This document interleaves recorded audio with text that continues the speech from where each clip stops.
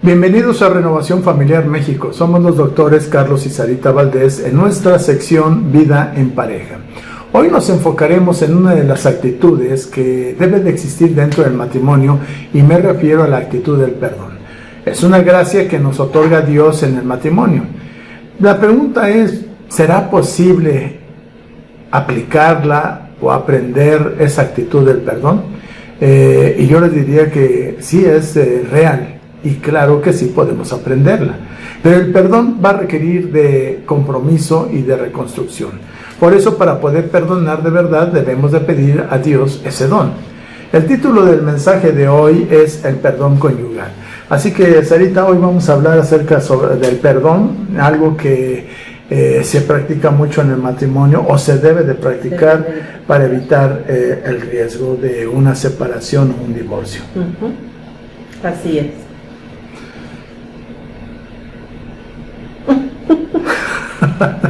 Ahora no nos quiere saludar, ¿eh? No, buenas. Es que se adelantó, más bien se retrasó. Habló mucho antes de que yo saludara, pero buenas tardes. Bueno, ahorita son tardes ya y estoy muy contenta de estar nuevamente con ustedes y de que podamos hablar de un tema tan importante como es el perdón, porque sin él nuestro matrimonio no funciona, ni dura. Así que perdóname por no haberte dado la entrada. Pero bueno, a veces así pasa y esto no creo que me pida el divorcio por este olvido, ¿verdad? Pero ¿saben qué? Hay tonterías por las cuales las parejas se divorcian. Y digo tonterías, ¿eh? Entonces, hoy vamos a hablar acerca del perdón conyugal. Y para empezar les diré que no existen matrimonios perfectos que estén exentos de padecer dificultades o situaciones de estrés. Y más ahora con la pandemia, cuánto estrés llega a ocasionar, y más cuando están conviviendo hoy más en estos días las parejas que no están yendo a trabajar, se están conociendo después de tanto tiempo a estar separados porque cada uno trabaja en diferentes áreas o en diferentes lugares. Pero en cambio es posible que las parejas puedan enfrentar los problemas con rapidez. O sea, cuando hay un problema, inmediatamente hay que actuar para evitar llegar a desacuerdos que puedan ocasionar mayores males. Entonces, cuando nos sentamos nosotros para aclarar toda situación que nos ocasionó estrés, pues debemos de poner acuerdos satisfactorios y saludables para que de esa manera podamos cada uno de nosotros vivir en paz. Ahora, esto no es una tarea fácil, pero con disposición, buena voluntad y perseverancia de esto de ambos, de la pareja, todo conflicto, toda dificultad va a poder ser resuelta. De igual manera será necesario para que se logre esto y se llegue al éxito, pues preparar el escenario, preparar un ambiente familiar en donde prevalezca la comunicación, también el entendimiento y los acuerdos, haciendo a un lado prácticamente todo resentimiento y levantando una bandera blanca de perdón recíproco. Con una bandera blanca, pues sabes que estamos en paz, vamos a poner tregua, vamos a tratar de arreglar nuestro asunto. Entonces, en el matrimonio, las diferencias y los conflictos que surjan no pueden colocar a cada uno en posiciones de confrontación, de batalla. Cada uno agarra sus armas preferidas para empezar a pelear. Entonces, las diferencias de opinión, de temperamento, de costumbres o bien de las aspiraciones que tiene cada uno de las parejas son inevitables y algo que sucede, esto es natural. Pero la forma de que vamos a abordarlas y vamos a resolverlas va a ser en pareja, y esto va a determinar la diferencia entre una solución positiva o una solución positiva y una solución también saludable, o bien lidiar con actitudes inestables o enfermizas. Entonces el perdón entre los cónyuges prácticamente cierra las puertas al diablo y abre las puertas a las bendiciones de Dios. Créanlo, es algo que es real. y así lo vamos a seguir viendo. Pero yo quisiera hacerles una pregunta en este momento y quiero que la conteste cada uno. No, si quieren ahorita piénsenlo bien. ¿A ustedes les gustaría dormir con Satanás en la misma cama, en medio de su cónyuge y usted? Yo creo que no. Sin embargo, muy frecuentemente encuentro parejas que así viven y así han vivido por años y ni cuenta se han dado o no les interesa. El perdón entre los cónyuges cierra la puerta al enemigo, como decía mi esposo, y abre las puertas a las bendiciones de Dios. Tenemos muchas bendiciones como matrimonio, pero a veces no llegan a nosotros precisamente por esto. Cuando un matrimonio tiene problemas entre sí, surgen los enojos que suelen resolverse generalmente de manera equivocada. Pero vamos a ver cómo se comporta la mayoría de las parejas cuando enfrentan problemas. Tal vez usted va a decir, no, yo así no me comporto, o a lo mejor va a decir, alguien fue con el chisme, pero no, vamos a ver. Algunas parejas se dejan de hablar, sugiriendo de esta manera un silencio sepulcral en la casa, un castigo, ¿verdad? Y esto regularmente, ¿verdad?, provoca una tensión en la casa y para los hijos igual, porque a veces usamos a los hijos como mensajeros. A veces el papá le dice al hijo, dile a tu mamá si ya está la comida, ya quiero comer, ¿verdad? Y después la mamá le va y le dice al hijo, dile a tu papá que ya está lista, que se venga a comer inmediatamente. Y el hijo tiene que ir y venir y lo dice de la manera que él quiere. A veces, en ocasiones, el niño puede decirlo de algún tono diferente y provoca mayores problemas y el niño está tenso, están preocupados. Ahora vemos niños estresados, niños enfermos que antes no se veían, pero estas son algunas de las causas por las cuales nosotros podemos afectar nuestro matrimonio y afectar a los niños. Ahora, hay una cosa que yo agregaría aquí. Yo no sé si usted alguna vez ha pensado que sus hijos se dan cuenta, que los usamos como instrumentos dentro de nuestros conflictos. Y sabe, lo único que estamos haciendo es dañar a nuestros hijos. Así que en vez de usar a sus hijos como escudos, enfrente a su pareja, siéntense y platiquen. Y así lo van a solucionar. Ahora, hay otras parejas que se gritan, que se levantan la voz, y lógicamente el que gana aquí es el que más volumen le pone a su grito. Y eso por lo regular siempre van a ser los varones. Aquí se aplica la ley del más gritón, ¿verdad? Bueno, en ocasiones, ¿verdad? Porque hay mujeres que también hablan muy fuerte. Y eso es. Otras parejas van mucho más lejos, se insultan, se agreden verbalmente, usan descalificativos, eres un flojo, estás feo, eres gordo, no te levantaste, estás bien flaco, como siempre. Entonces estas palabras ofenden al cónyuge, lastiman su corazón y lo único que están haciendo es complicando la situación de la pareja. Eso no tiene nada que ver con el hecho de que, por ejemplo, yo a mi esposa le digo, oye gordita, ¿me puedes servir un café? Es diferente, ¿verdad? Es muy diferente. O que me diga, mira, oye chaparro, bueno, no estoy chaparro, yo lo sé, ¿no? Pero hay otras parejas que se lastiman emocionalmente con reproches, con reclamos, mostrando prácticamente sentimientos o queriendo hacer sentir mal al cónyuge, lastimando con sus sentimientos, o más bien lastimamos sus sentimientos y afectamos el amor. Entonces, dentro de nuestras emociones, lógicamente está eso que había mencionado mi esposa en un inicio, a veces guardamos silencio. Entonces, aunque diga, bueno, no le voy a hablar. Y aparentemente evitamos el conflicto, pero estamos lastimando la emoción de nuestra pareja al ponernos en ese plan. Claro que sí. Hay parejas también que actúan infantilmente. Bueno, ya desde el momento en que peleamos, discutimos, nos ofendemos, nos estamos comportando como niños mal educados. Pero aún hay más. Cuando tienen algún conflicto, lo pretenden resolviendo, yéndose a la casa de ¿quién? Pues de la mamá. De la mamá, porque es la única que nos aguanta y que nos recibe contentos de que ya estamos ahí, ¿no? Generalmente lo hacen las mujeres, pero también puede ser que algún hijo se quiera ir con la mamá. Y la mamá, ¿verdad? Al llegar la hija, como yo decía, en lugar de, ¿qué pasó? ¿Se pelearon? Regrésate, aquí no puedes resolver ese problema, no, sino nos acogen, ¿verdad? Los reciben con mucho cariño, como si estuviéramos alegres de que los hijos se peleen, y eso no es cierto.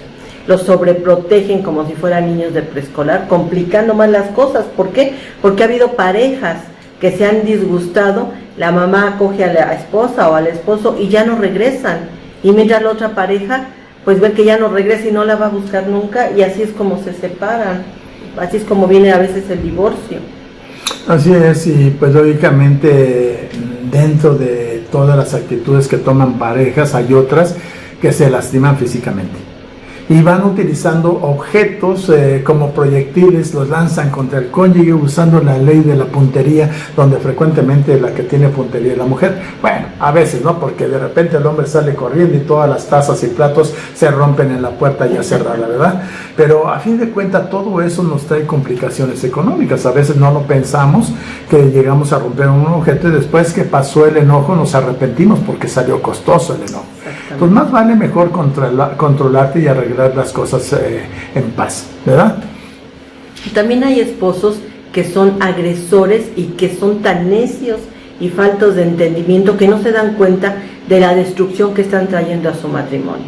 Cuando empiezan a aventar cosas, a insultarse, no se dan cuenta si ya tienen hijos, no se dan cuenta que esos niños empiezan a entrar en miedo, temor, se quieren esconder. ¿Por qué? Porque ven a papá o a mamá que se están agrediendo, y a veces el esposo grita más o la esposa, y el niño está aterrorizado, y están de esta manera destruyendo ese corazón de ese niño, que no se arregla tan fácilmente como a veces creemos. Abusamos de la inocencia de nuestros hijos.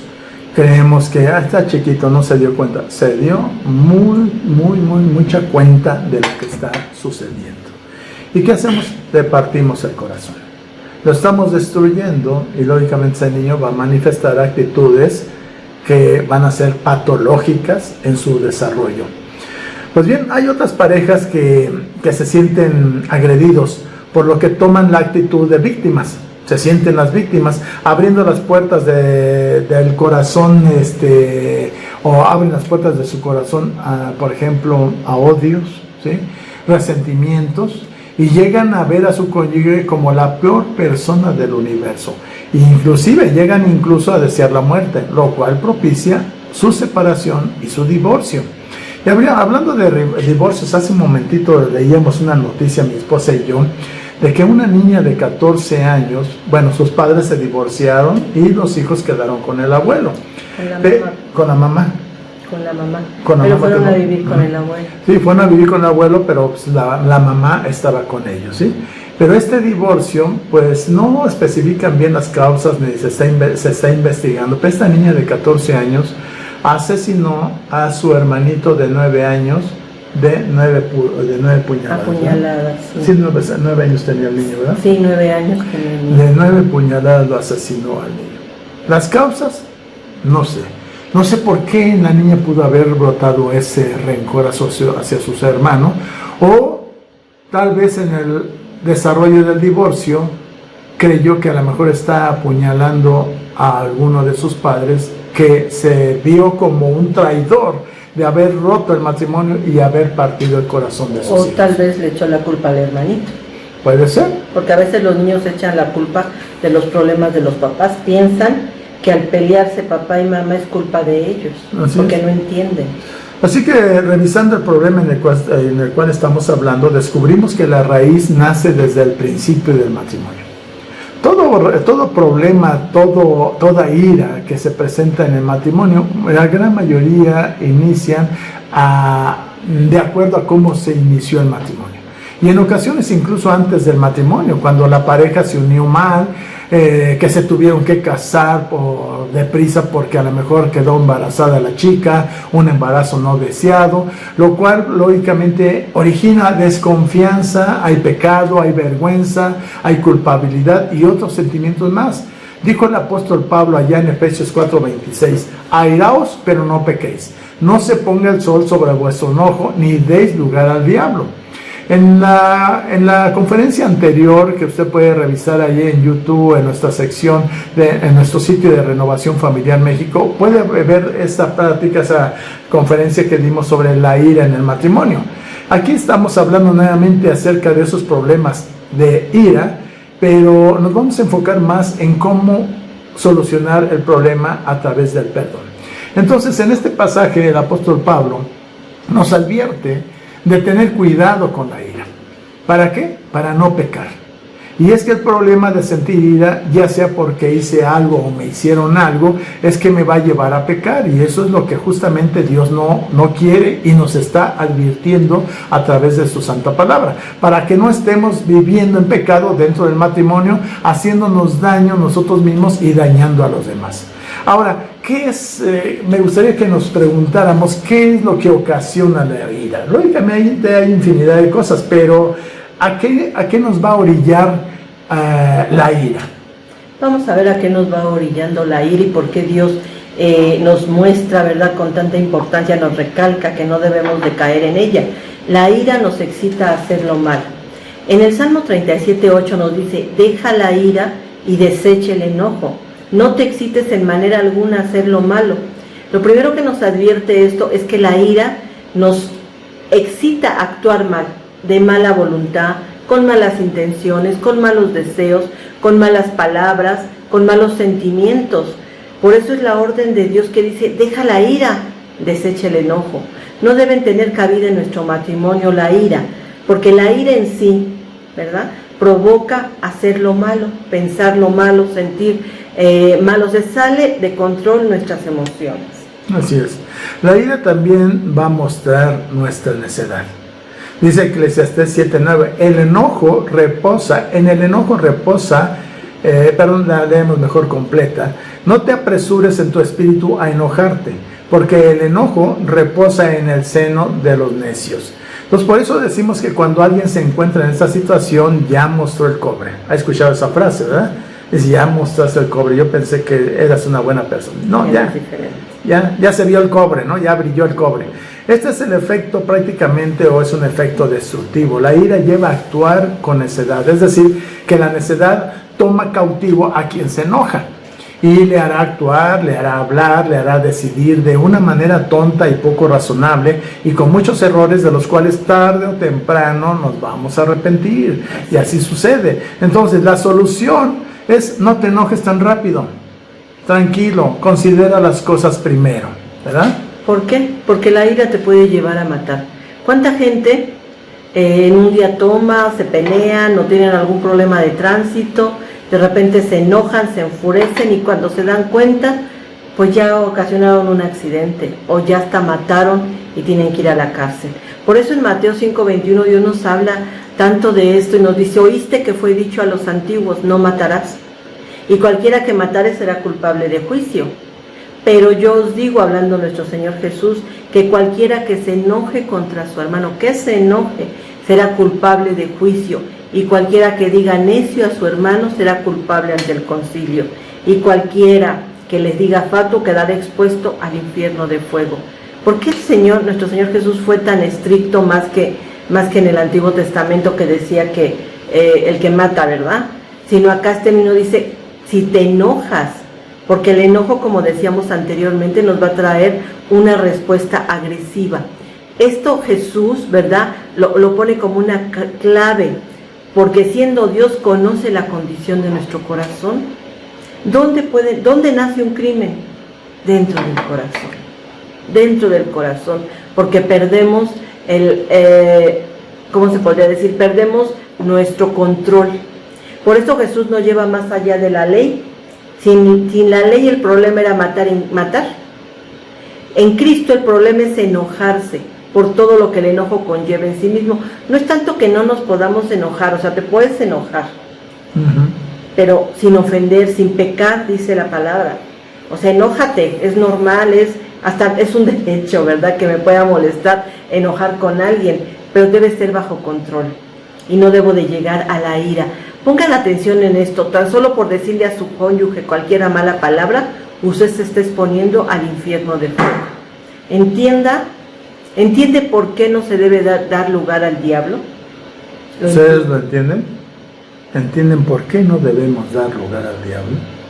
O sea, es importante que lo entendamos porque esto va a ocasionar serios problemas. ¿Y en cuántas parejas ha surgido ese deseo de matar o han matado, verdad?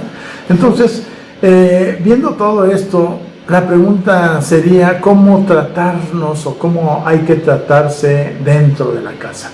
Y vamos a Efesios 4:31, donde el apóstol Pablo nos dice la clave, nos da la clave. Dice, quítese de vosotros toda amargura.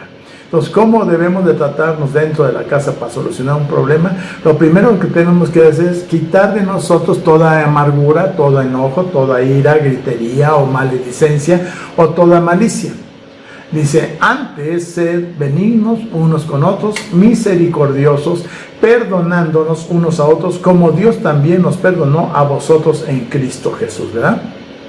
Entonces ya nuestro Señor Jesús lo dijo en el pasaje anterior, pero ahora el Espíritu lo enfatiza, haciendo referencia de los malos tratos dentro de una casa carnal, donde los cónyuges viven dominados por la amargura y lo que de ella prácticamente se va a desprender, que es una ira tremenda que puede llevarlos al divorcio. Y si usted vive así, la orden del Señor es: quita de tu vida toda ira, toda amargura, quítala de tu matrimonio y no vivas de esa manera. ¿Por qué? Porque no es correcto. Es un infierno vivir de esa manera. Fíjense, la ira impide que Dios actúe. A veces estamos enojados, furiosos, y le estamos orando al Señor que cambie a nuestro cónyuge, ¿verdad? Que lo haga diferente. Pero fíjense lo que dice Santiago 1 del 19 al 20, dice, por esto, mis amados hermanos, todo hombre sea pronto para oír, tardo para hablar y tardo para airarse. O sea, debes de escuchar, estar atento a lo que diga tu cónyuge, pero debes de pensar bien lo que vas a contestar. Por eso dice que tardo para hablar, tardo para airarse. Dice, porque la ira del hombre no obra la justicia de Dios. Mientras tú estás en ira, enojado, aunque tú tengas la razón, Dios no va a actuar, no puede actuar. Así es. Porque tú se lo estás impidiendo. La ira se opone a la justicia de Dios y usted mismo está bloqueando lo que Dios quiere hacer en su matrimonio. Qué importante es darnos cuenta de esto, porque a veces cuántas mujeres, ¿verdad? En una ocasión una persona me dijo, ¿sabes qué? Las mujeres somos como la olla expresa. ¿Por qué? Porque vamos guardando esa ira, ese enojo, ese resentimiento, y de repente va a llegar un momento en que explota, ¿verdad? En aquellas ollas express antiguamente que tenían una valvulita y de repente ponía habas o algo así y tapaba el escape y se destapaba y era un desastre. Entonces, así mismo, por eso dice el Señor, quita la ira. Dice, no pon atención en ese punto. Cuando oras por tu esposo, pero si estás enojado o enojada, esto va a bloquear a Dios, va a bloquear las bendiciones o lo que Dios quiera hacer en tu matrimonio. Bien. Con la ira, lógicamente, Satanás va a ganar ventaja sobre nosotros. O sea, en la ira no hay oportunidad de que Dios pueda bendecirnos. Necesitamos quitar toda ira para que no tenga ventaja el diablo. Dijo el apóstol Pablo en 2 Corintios 2:10, yo por mi parte, dice, estoy dispuesto a perdonar a todo el que ustedes perdonen, suponiendo que haya algo que perdonar. Lo hago pensando en ustedes y poniendo a Cristo como testigo. Así Satanás no se aprovechará de nosotros. Ya conocemos las malas intenciones del diablo. Termina así diciendo el versículo, ya conocemos sus malas intenciones. Si usted mismo bloquea lo que Dios está haciendo, mire quién gana ventaja, es el diablo. El perdón echa fuera a Satanás, pero el enojo, la ira o la maledicencia y además todos aquellos sentimientos negativos le van a dar ventaja a Satanás. Por eso que tantos matrimonios viven en desgracia, con tantos problemas, que son maldecidos, y es por demás que oren, porque tienen un obstáculo, tienen una barrera que impide que Dios pueda actuar, ya que tienen dentro prácticamente de su hogar a Satanás y los está destruyendo y no la quieren sacar. No quieren sacar del diablo de su casa porque no quieren perdonar. Entonces, para sacar al diablo de su casa, usted tiene que perdonar. El perdón echa fuera al diablo y permite la entrada a Dios. Pero la ira abre las puertas a Satanás. Efesios, vamos a volver a leer a Efesios 4:26 al 27, donde nos dice, airaos, pero no peques. O sea, enójate, pero no peques. No se ponga el sol sobre vuestro enojo. ¿Qué quiere decir esto? Que no dejes que venga la noche, te acuestes y te duermas enojado, ni deis lugar al diablo. ¿Cuántas noches se ha ido usted a la cama enojado con su cónyuge? Uy, muchas yo creo, ¿verdad? Y algunos dices, todavía estoy enojada o todavía estoy enojado. ¿Saben quién se ha quedado esa noche junto a usted? Dominando todo en la casa. ¿Quién creen? No lo vamos a mencionar y es mucho hablar de él, pero él es el que está ahí, feliz de la vida y llenándote la cabeza de todo lo que te hizo, lo que no te hizo, cómo debiste de haber reaccionado, cómo no reaccionas. Pero fíjense que la instrucción de Dios es muy clara. Antes de que te vayas a dormir, ponte en paz con Dios. ¿Cómo? Con tu cónyuge. Así es. Así que la ira es una obra de la carne, ¿verdad? ¿Estamos de acuerdo? Y yo no sé si usted está de acuerdo. La ira es una obra de la carne. Entonces, por lo que el apóstol Pedro nos dice, sed sobrios, allá en su capítulo 8, versículo 5, versículo 8, nos dice, sed sobrios y velad, porque vuestro adversario, el diablo, anda como león rugiente, anda alrededor buscando a quien devorar. Y andamos en la carne, y los leones devoran carne, así que si andamos carnales, ahí está el diablo, ¿verdad? Y luego nos dice el apóstol Pablo en Gálatas 5:19, y manifiestas son las obras de la carne, que son adulterio, fornicación, inmundicia, lascivia, idolatría, hechicerías, enemistades, y lo que estamos viendo ahorita, pleitos, celos, iras, contiendas, disensiones. Y aún a todo esto, herejías, envidias, homicidios, borracheras, orgías y cosas semejantes a estas, acerca de las cuales os amonesto, dice el apóstol Pablo, como ya os lo he dicho antes, que los que practican, o sea, los que practican estos deportes, los que lo hacen como deporte, estar peleando, que los que practican tales cosas no heredarán el reino de Dios. Entonces, Satanás, como un león hambriento, anda buscando comida. Y lo que come, como decía en un inicio, es carne. Y si usted vive en la carne, usted es un blanco para él. Por eso Dios nos advierte, para que no vivamos de esta manera, hay que pedir perdón. Y el perdón echa fuera al diablo, ¿verdad? Pero ¿cómo vamos a pedir perdón? Pidiéndole perdón primeramente a Dios, porque lo estamos ofendiendo. Fíjense, en una relación de dos personas en las que hay ofensas, iras y demás sentimientos adversos, es necesario aprender a pedir perdón. Pero la mayoría de la gente no lo sabe hacer, pues muchas veces lo piden de una forma muy superficial. Si te ofendí, perdóname. O sea, yo pienso que no te hice nada, ¿verdad? Pero si lo hice, pues perdóname.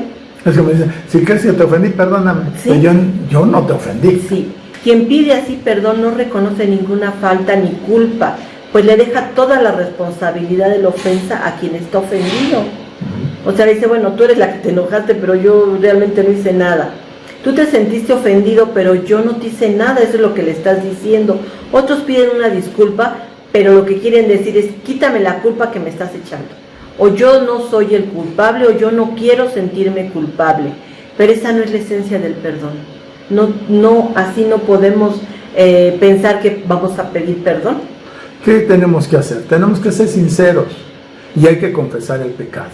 Dice Lucas 15:21, y el hijo le dijo, Padre, he pecado contra el cielo y contra ti, y ya no soy digno de ser llamado tu hijo.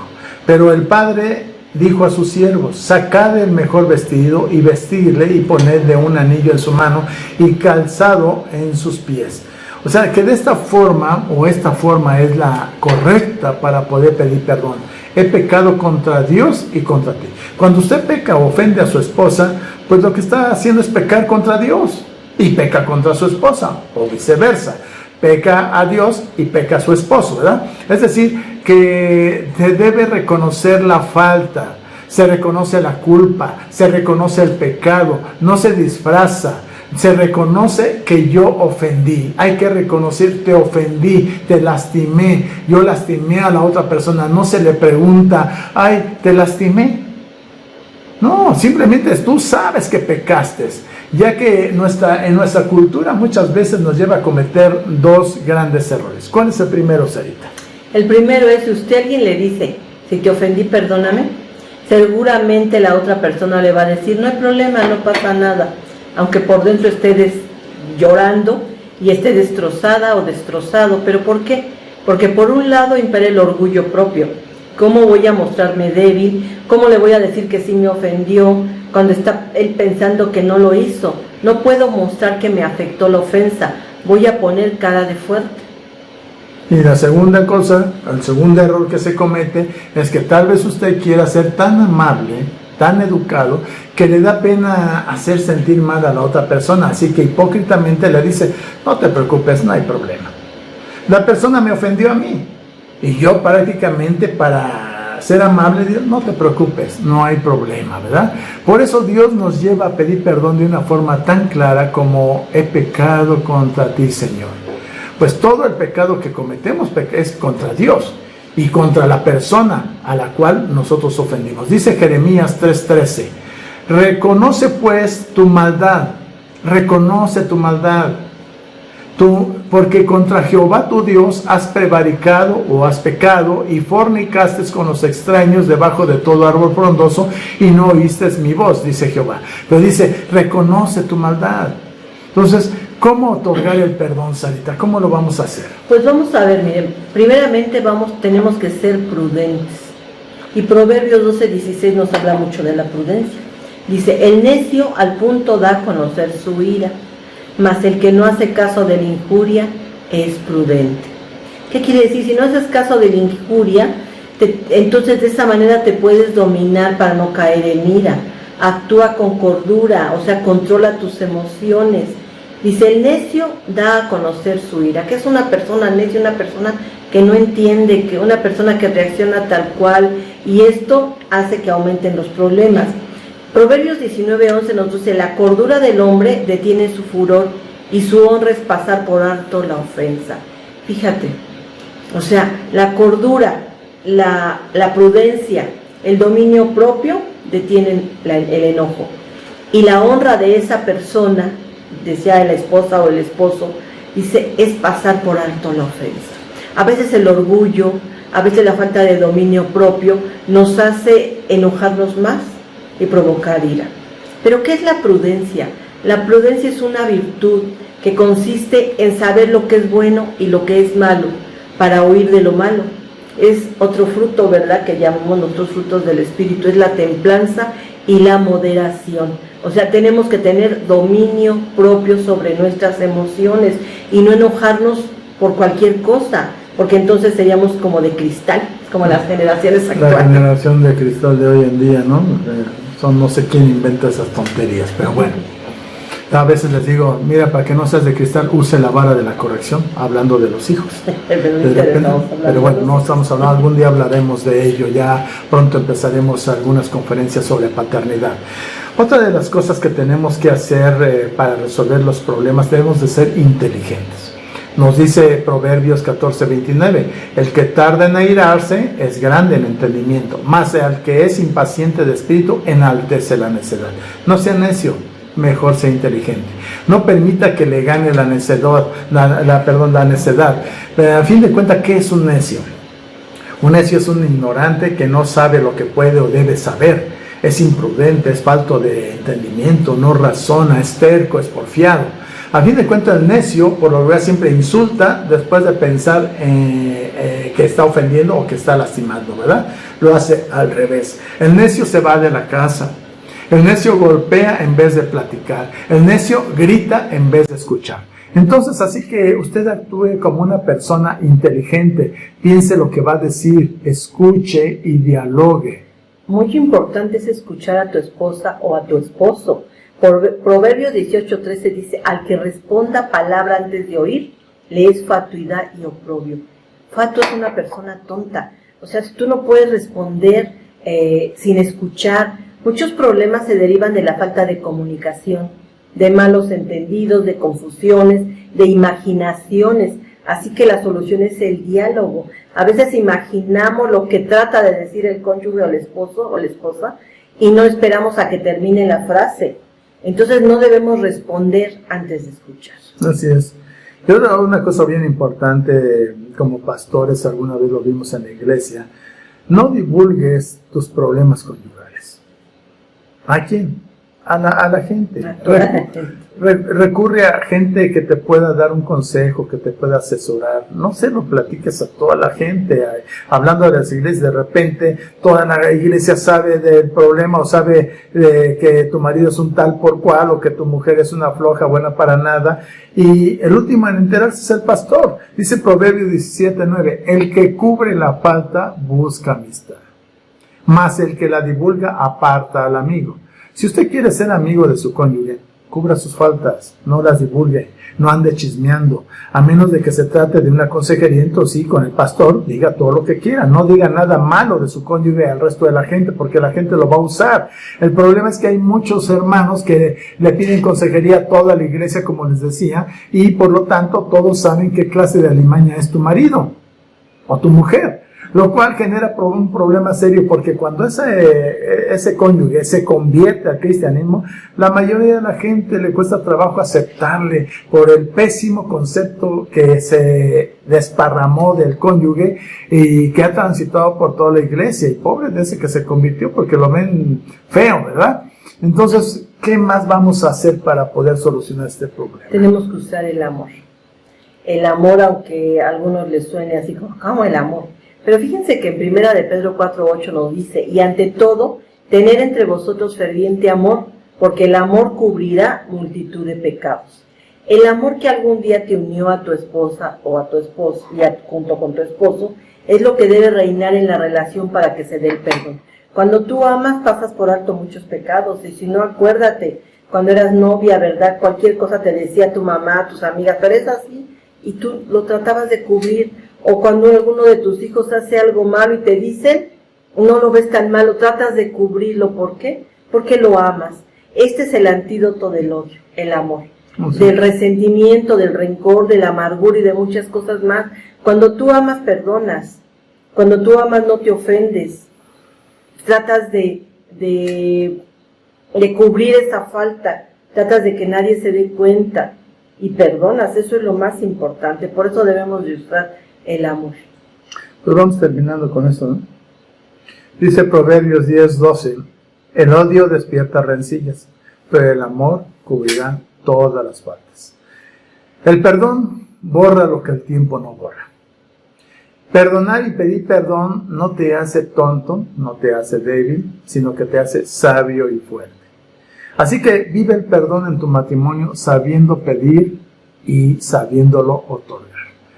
Así que, queridos matrimonios, amigos que nos están escuchando, lo único que nos queda es bendecir tu matrimonio.